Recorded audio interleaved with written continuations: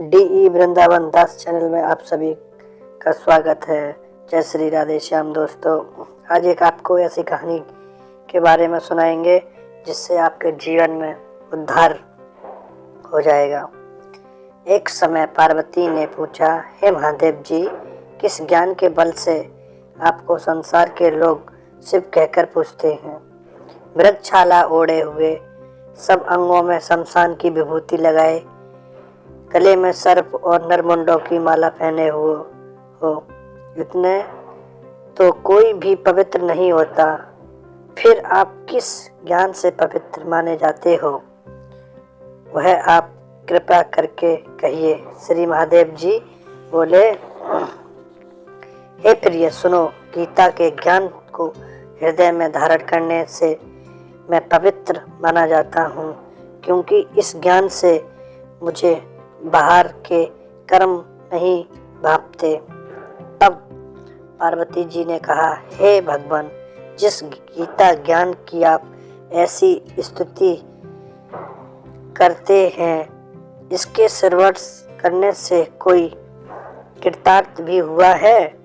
तब श्री महादेव जी ने कहा, इस ज्ञान को सुनकर बहुत से जीव कृतार्थ हुए हैं और आगे भी होते रहेंगे। मैं तुमसे एक पुरातन कथा कहता हूँ, तुम श्रवण करो। एक समय पाताल लोक में शेषनाग की सैसैया पर श्री नारायण जी नैन मूंद कर अपने आनंद में मगन थे। उस समय भगवान के चरण दबाती हुई श्री लक्ष्मी जी ने पूछा, हे प्रभु, निद्रा और आलस तो उन पुरुषों को भापता है जो जीव तामसी हैं, फिर आप तो तीनों गुणों से अतीत हो। श्री नारायण प्रभु वासुदेव हो, आप जो नेत्र मूंदे रहते हो, यह मुझको बड़ा आश्चर्य है। श्री नारायण जी बोले, हे लक्ष्मी, मुझको निद्रा आलस नहीं व्यापता। एक शब्द रूप जो श्री भागवत गीता है, उसमें जो ज्ञान है उसके आकार रूप है। जैसे यह गीता शब्द स्वरूप अवतार है, इस गीता में मेरे ये अंग हैं। 15 अध्याय मेरा मुख है, 5 अध्याय मेरी भुजा और 11 अध्याय मेरा हृदय और मन है। 16 अध्याय मेरा उदर है, 17 अध्याय मेरी जंघा है और 18वां अध्याय मेरे चरण हैं। गीता के सब श्लोक मेरी नाड़ियाँ हैं और जो गीता के अक्षर हैं वह मेरे रोम हैं। ऐसा मेरा शब्द रूप भी जो गीता के ज्ञान है, उसी के अर्थ में हृदय में विचार करता हूँ और बहुत आनंद को प्राप्त होता हूँ। श्री लक्ष्मी जी बोली, हे श्री नारायण जी, जब श्री गीता जी का इतना ज्ञान है तो उसको सुनाकर कोई जीव कृतार्थ भी हुआ है? सो मुझसे कहो। तब श्री नारायण जी ने कहा, हे श्री लक्ष्मी, गीता ज्ञान को सुनकर बहुत से जीव कृतार्थ हुए हैं, सो तू श्रवण कर। एक शूद्र वर्ण प्राणी था जो चांडालों के काम करता था और तेल लवण का व्यापार करता था। उसने बकरी पाली। एक दिन वह बकरी चराने को वन में गया और वृक्ष के पत्ते तोड़ने लगा। वहां उसे एक सर्प ने डस लिया, जिससे वह तुरंत मर गया। मरकर उसने बहुत नरक भोगे। फिर बैल का जन्म पाया। उस बैल को एक भिक्षुक ने मोल ले लिया। वह भिक्षुक उस पर चढ़कर सारा दिन मांगता, फिर जो कुछ भिक्षा मांगकर लाए वह अपने कुटुंब के साथ मिलकर खाए। वह बैल सारी रात उसी द्वार पर बना रहा। उसके खाने पीने की भी खबर न लेता। कुछ थोड़ा समय भूसा डाल देता था। डालने जब दिन चढ़े फिर बैल पर चढ़कर मांगना शुरू कर देता था। कई दिन गुजरते तो वह बैल भूखा मर गिर पड़ा, किंतु प्राण नहीं निकले उसके। नगर के लोग देख कर कोई तीर्थ का फल दे उस बैल को, कोई व्रत का फल देवे, तब भी उस बैल के प्राण नहीं छूटे। एक दिन गड़का आई, उसने लोगों से पूछा, यह कैसी भीड़ है? तो उसने कहा, इसके प्राण नहीं निकले, पुण्य का फल दे रहे हैं, तब भी इसकी मुक्ति नहीं होती है।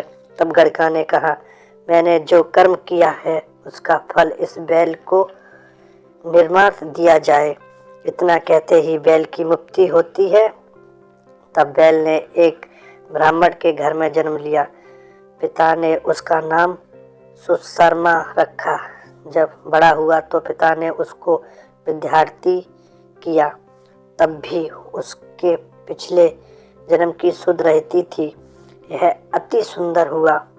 उसने एक दिन मन में विचार किया, जिस गड़का ने मुझे बैल की योनि से छुटकारा दिलाया था, उसके दर्शन करना चाहता हूँ मैं।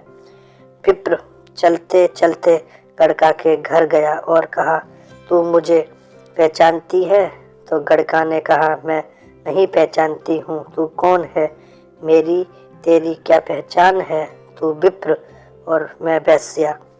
तब विप्र ने कहा, मैं वही बैल हूँ जिसको तुमने अपना पुण्य दिया था। तब मैं बैल की योनि से छुटकारा पाकर अब मैं विप्र के घर में जन्मा हूँ। तू वह अपना पुण्य बता।